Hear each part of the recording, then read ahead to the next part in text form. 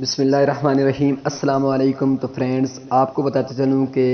جامعہ الرشید احسن آباد کراچی کا الحاق نمبر وفاق المدارس العربیہ پاکستان نے ختم کر دیا ہے، یعنی جو اس کا الحاق تھا وہ ختم کر دیا گیا ہے۔ اس کا متفقہ فیصلہ کیا گیا، پوری ڈیٹیل آپ کو بتاتا ہوں، لیکن اس سے پہلے آپ سے چھوٹی سی ریکویسٹ ہے، پلیز چینل کو سبسکرائب کر دیں اگر آپ چینل پہ نئے ہیں۔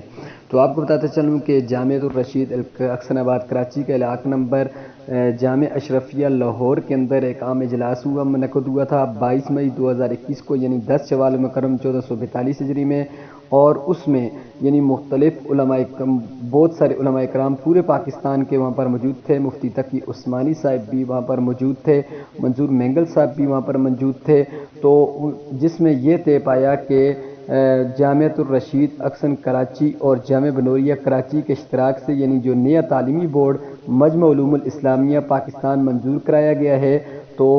وہ بورڈ یعنی وہ چونکہ مستقل بورڈ ہے مجمع علوم الاسلامیہ، جس کا دائرہ کار اور اہداف بھی مختلف ہیں، اس لیے اس میں یہ فیصلہ کیے گا جو مدارس دینیہ ان نئے وفاقوں یا بورڈ سے ملک ہوں گے تو ان کا یہ عمل بذات خود وفاق المدارس العربیہ پاکستان سے علیحدگی کا متقاضی ہے، لہذا ایسے مدارس کا وفاق المدارس سے علاج ختم کر دیا گیا ہے۔